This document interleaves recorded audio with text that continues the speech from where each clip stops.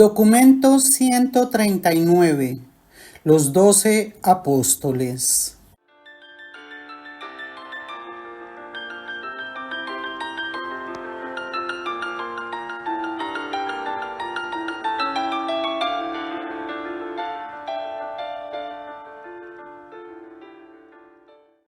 Octavo. Tomás el Dídimo.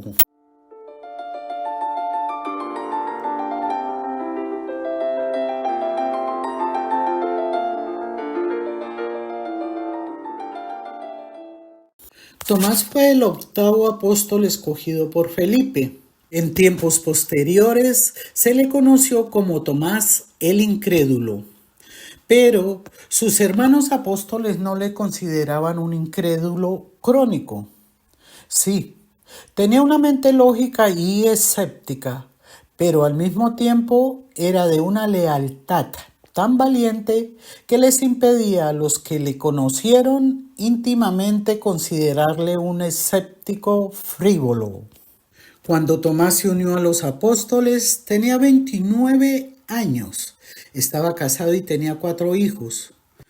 Anteriormente había sido carpintero y albañil, pero luego se convirtió en pescador y residía en Tariquea, en la ribera occidental del Jordán, allí donde el río fluye del mar de Galilea. Se le consideraba el ciudadano más importante de esta pequeña aldea. Tenía poca educación, pero poseía una mente aguda y racional y era hijo de padres excelentes que vivían en Tiberias. Tomás tenía la única mente verdaderamente analítica de los 12. Era el científico verdadero del cuerpo apostólico.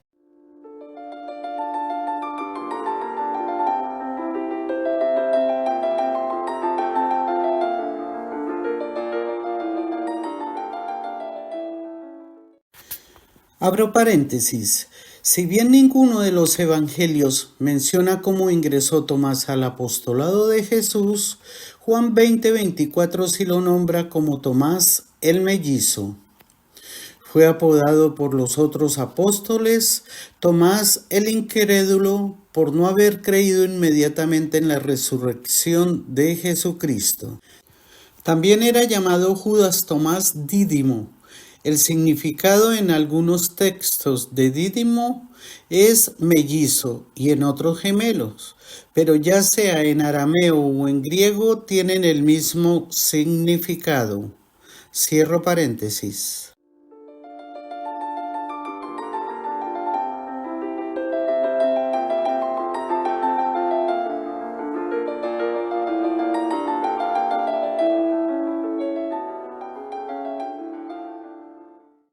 Los primeros años de la vida hogareña de Tomás habían sido desafortunados.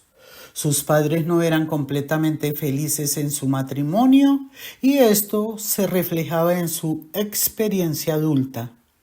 Creció con un temperamento desagradable y pendenciero. Incluso su esposa se alegró de que se uniera a los apóstoles. La idea de que su pesimista marido estaría lejos del hogar casi todo el tiempo le resultaba un alivio. También tenía Tomás una tendencia a la suspicacia que hacía muy difícil llevarse bien con él. Al principio Pedro estuvo muy molesto por la presencia de Tomás, quejándose a su hermano Andrés de que Tomás era malo, feo y siempre suspicaz. Pero a medida que sus asociados fueron conociendo mejor a Tomás, más lo quisieron. Descubrieron que era extremadamente honesto y resueltamente leal.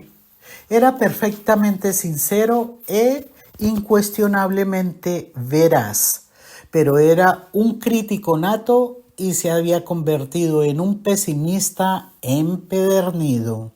Su mente analítica estaba envenenada por la suspicacia. Cuando se asoció con los 12 y pudo de este modo conocer el noble carácter de Jesús, estaba a punto de perder la fe en sus semejantes. Esta asociación con el maestro comenzó a transformar inmediatamente su disposición de ánimo, efectuando grandes cambios en su forma de reaccionar mentalmente con sus semejantes. La gran fuerza de Tomás era su mente en extremo analítica combinada con la solidez de su valor, una vez que tomaba una determinación. Su gran debilidad era su incredulidad suspicaz, que nunca llegó a vencer del todo durante su vida terrenal. En la organización de los 12 se le encomendó a Tomás que se encargara de preparar y dirigir el itinerario. Fue un director hábil de la obra y los movimientos del cuerpo apostólico. Era un ejecutivo capaz, excelente hombre de negocios, pero estaba limitado por su talante altamente variable. Parecía ser una persona un día y otra completamente distinta al día siguiente. Cuando se unió a los apóstoles, tenía inclinación por la melancolía, pero el contacto con Jesús y los apóstoles lo curó en gran medida de esta morbosa tendencia a la introspección. Mucho disfrutaba Jesús de la compañía de Tomás y tuvo muchas conversaciones largas y personales con él. Su presencia entre los apóstoles fue de gran consuelo para todos los incrédulos honestos y alentó a muchas mentes atribuladas a entrar en el reino, aunque no pudieran comprender completamente todas las fases espirituales y filosóficas de las enseñanzas de Jesús. La presencia de Tomás en el grupo de los 12 fue una declaración permanente de que Jesús amaba incluso a los incrédulos honestos. Los otros apóstoles reverenciaban a Jesús por algún rasgo especial y distinguido de su desbordante personalidad, pero Tomás reverenciaba al Maestro por su carácter magníficamente equilibrado.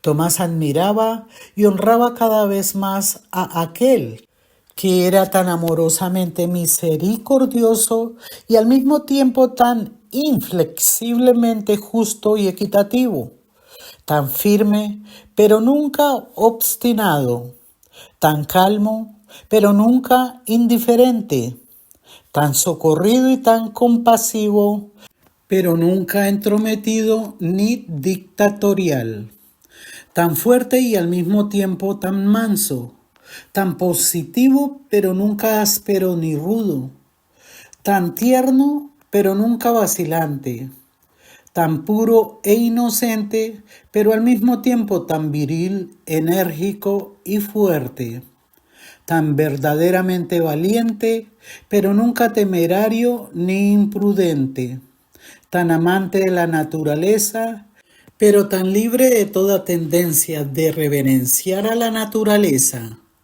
tan lleno de humor y tan jovial, pero tan libre de ligereza y de frivolidad. Era esta inigualable simetría de la personalidad lo que tanto encantaba a Tomás. Probablemente disfrutaba él de la más elevada comprensión intelectual y apreciación de la personalidad de Jesús entre los 12.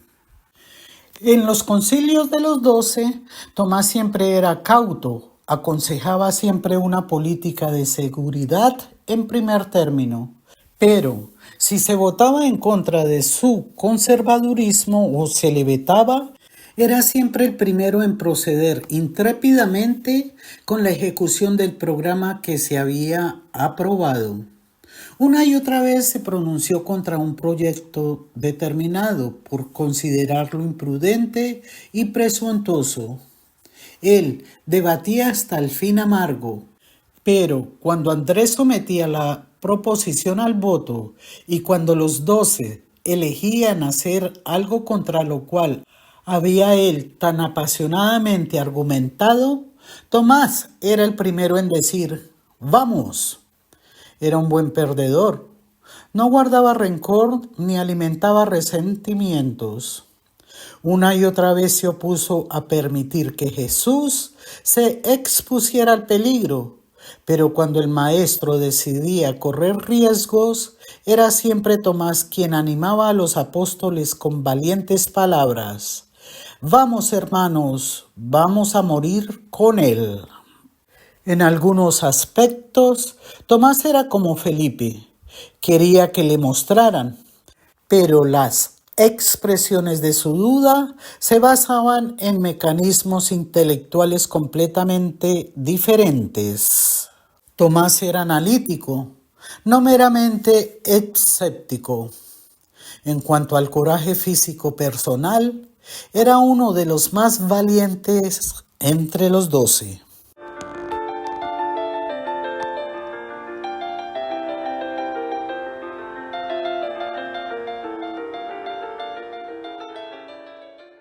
Abro paréntesis. Aunque la Biblia habla poco de Tomás, en Juan 11:16 se puede ver como atributo personal la valentía del apóstol, cuando no tuvo éxito para disuadir a su maestro de no exponerse al peligro. En este versículo se lee lo siguiente. Entonces Tomás, llamado el mellizo, dijo a los otros discípulos, vayamos también nosotros a morir con él. Cierro paréntesis.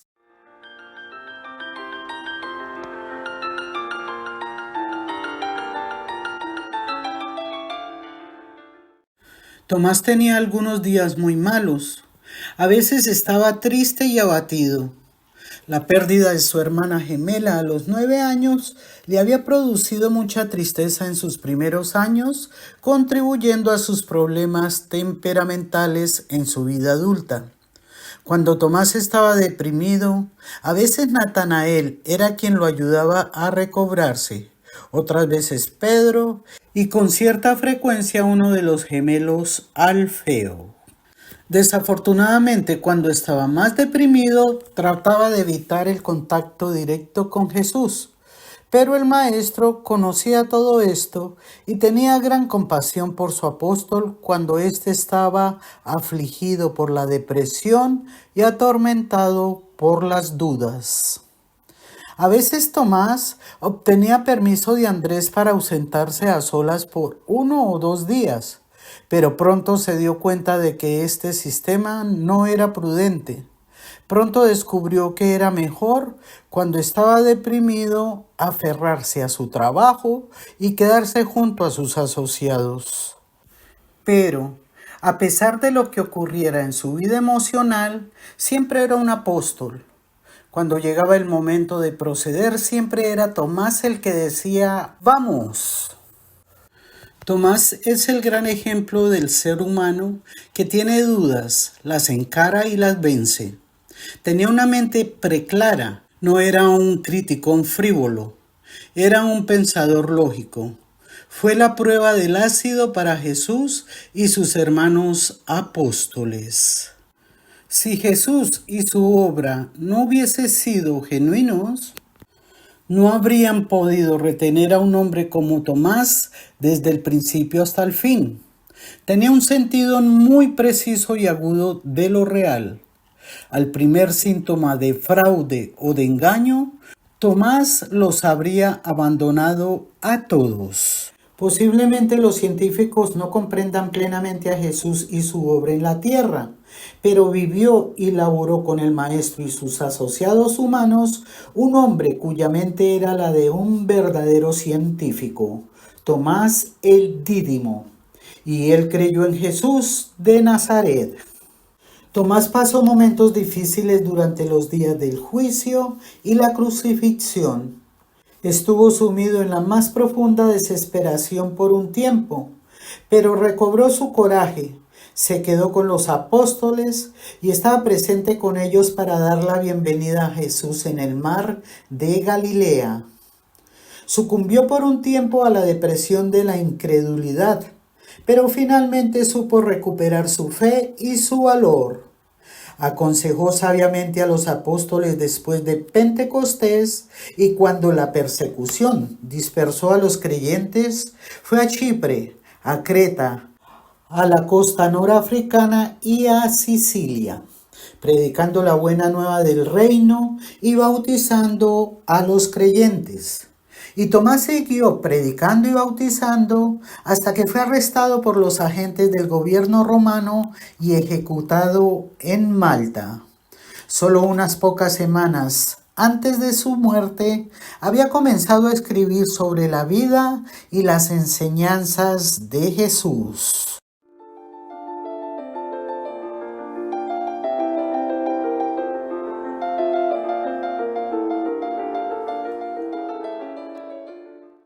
Para terminar con la biografía de Tomás el Dídimo, llamado también Judas Tomás Dídimo por la tradición siria y apodado por sus compañeros apóstoles Tomás el Incrédulo, agregaremos que la Iglesia Católica Apostólica Siria del Oriente es una iglesia oriental que sigue la cristología y eclesiología tradicional de la Iglesia de Oriente, fundada según la tradición por Tomás el Apóstol.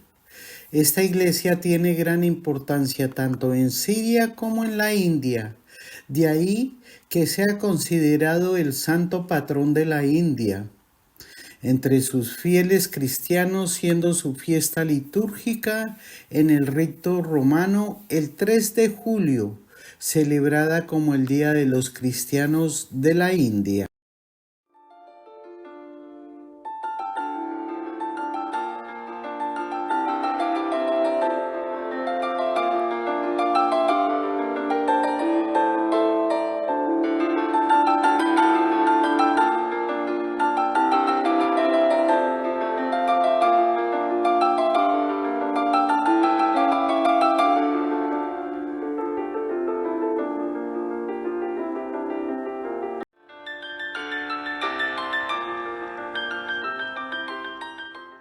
Gracias por haber llegado hasta el final.